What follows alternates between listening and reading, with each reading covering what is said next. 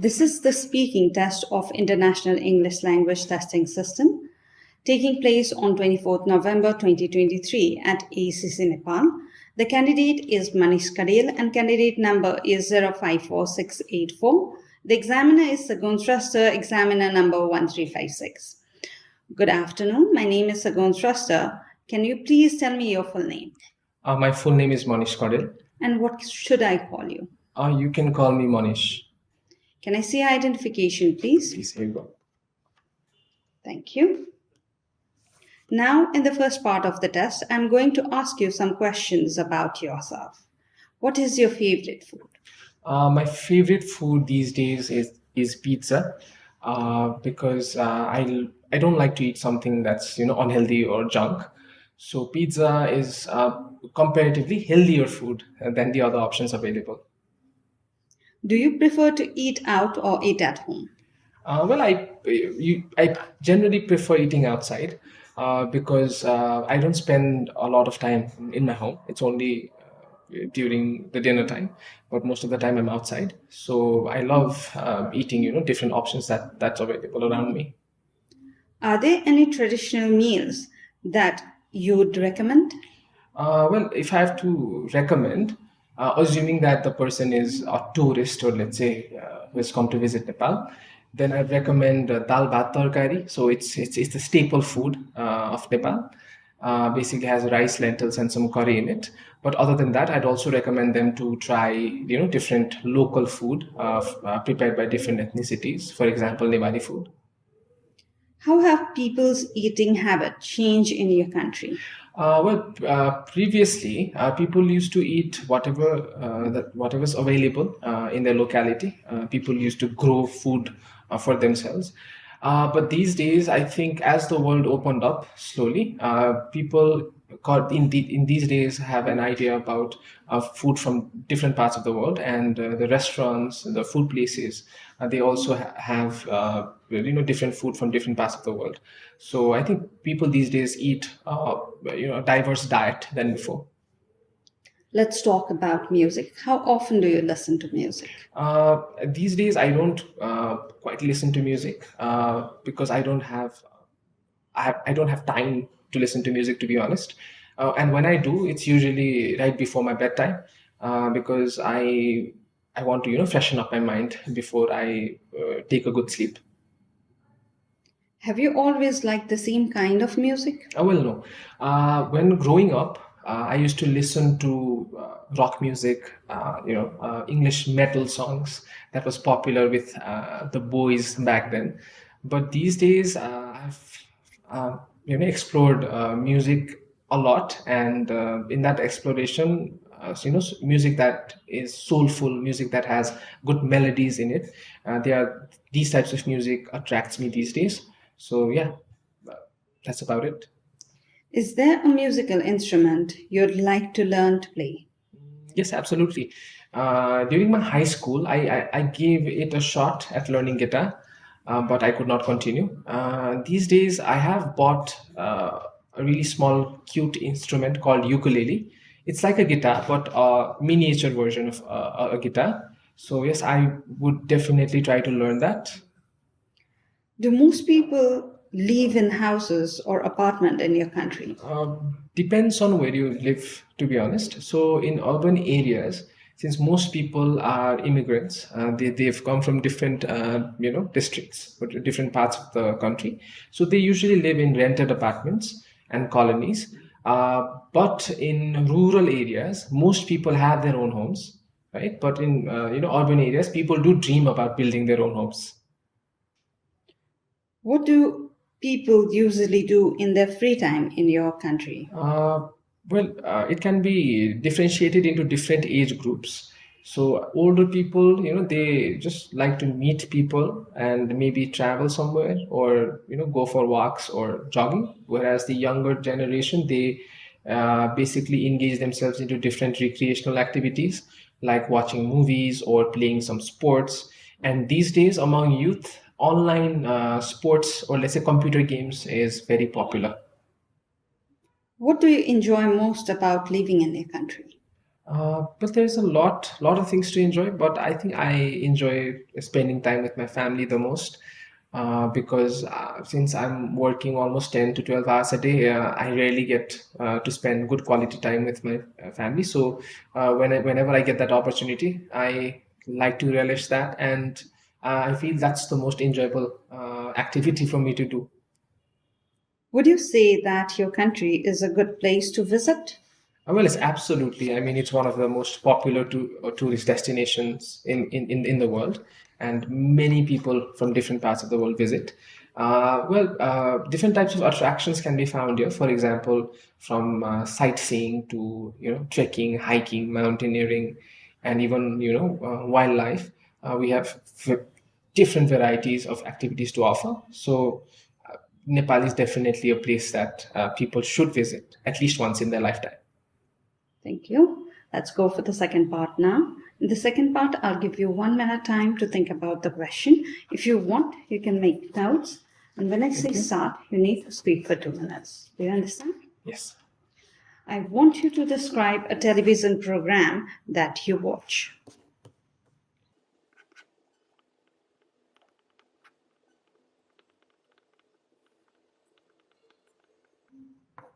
Thank you. Your 1 minute is over. You can start now. The kind of television program that I usually watch and is very fond of, I'd like to mention the genre because there's no specific program related to it. So I love to watch a documentary series because I've always been a curious person. Since from the time I know myself, I was always into studying history, thriller books, as well as I loved researching into crime. I'm pretty weird for a normal schoolgoer, but these topics used to always excite me since my childhood. So documentaries basically they revolve around documenting real life events and real life happenings, or let's say they pick a topic and then they describe what the topic is about and what's going on, should we be concerned about it or not. So you have a lot of questions to explore. And one thing that I love about documentaries is that they provide you with a lot of information. You get to learn a lot of new things that you didn't know, and that always helps you, to strike a conversation with someone new, or explore common interests. So what happens in these television programs is that usually these programs are narrative in nature. So there's always one or two people narrating the whole topic, or narrating the whole scenario, and then different types of imageries are used. There's a way of storytelling that is in documentaries which is very exciting, which I feel is very exciting to me, and I hardly get bored because these days people don't have attention, but I can watch 2 3 hour documentaries in one sitting without feeling bored at all. So I think that's the reason why I am so attached to these types of media. And regarding whether I would recommend this to people or not, well, many people don't like documentaries because they find it boring. But if I find someone who has, let's say, common interest or who's also curious like me, then I would definitely recommend, because there's also this sharing culture between these type of people where I share something that I know and the person also shares back. So there's always new things to learn. So yes, overall, I find documentaries more exciting than any other types of media that's available. Thank you. Which is the recent documentary that you have watched? I've watched this documentary about reincarnation. It took place in India, where this person who was murdered gets reincarnated into a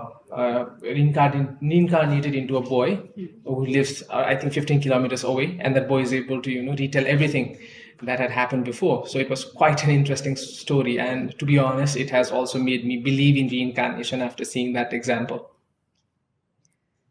So let's go for the third part now. So, how do you feel about the amount of advertising on television? Well, frankly, it's quite annoying, because more than the content these days, advertisements are flooding across all the platforms.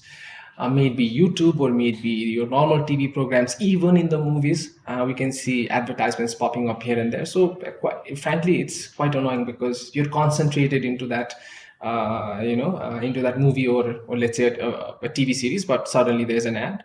So it breaks that concentration, to be honest. In what ways has television advertising changed in the last 10 years? Well, previously, I remember advertisements used to be published in mostly newspapers and in TV programs. But I think these days advertisements have become shorter and they can be found more in the online platforms. For example, on YouTube or on different types of websites. These days, you can open any website and you'll see ads of different companies over there. And basically, these ads are of products or ads are modified according to your own interest. So it has become quite intelligent and diverse, but I do miss the ads that we used to see before 10-15 years back. To what extent are people influenced by the advertising they see on television? Well, it's subjective again, because me personally, I don't quite I'm not quite convinced or overwhelmed by an advertisement, but many people are influenced because they influence you subconsciously by continuously throwing the same messaging over and over and over again. So people tend to remember the taglines, remember the jingles, the tunes that was in the advertisement, and later on when they go into the market and see the product that they've seen seen being advertised, then they are more likely to choose that particular product. So I think that type of influence works in the advertisement. Why do people still enjoy going to the cinema to watch a film?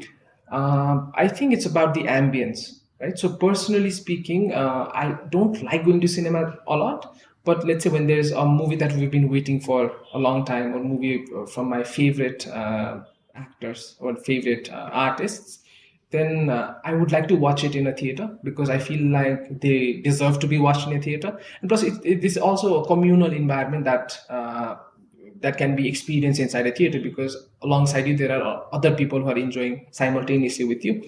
And since cinema also offers this avenue for people to socialize, for people to meet each other, or let's say have something in common with each other. So that's why people like to go to cinema to watch movies. What sort of influence can film have on people? Well, films can have different types of influence. For example, in some cases, films can influence you to become a better version of yourself by seeing your favorite artists overcoming their struggles and their adversities inside a movie. But in some cases, especially young people can be influenced negatively as well. For example, these days films have excessive nudity. You can see different scenes where people are smoking, drinking, promoting this toxic lifestyle. And children and youngsters think that this is what we should do to look cool. So I think that way also people are influenced. And I think some type of people are also influenced ideologically, because in movies, different types of ideologies can be seen, and it can negatively or positively affect people that way as well. Should filmmakers be responsible for the impact their films can have on people? Well, yes, absolutely. Because in this day and age, as art has evolved into many different forms, I think it's the duty of filmmakers to showcase their topic or their agenda that they're presenting in a balanced way, balanced perspective, so that it does not hurt people from different segments of the society, especially the minorities, because usually minorities are showcased as comedic, funny, or they are downplayed. Their contributions are neglected. So filmmakers, whenever they choose really sensitive subjects, they have to do it with utter sincerity and also truthfully, so that they can do justice to the subject matter. So I think they do have immense responsibility to make sure that the film is biased and people are not impacted negatively. Thank you, Manish. That's the end of the speaking test. Thank you so much.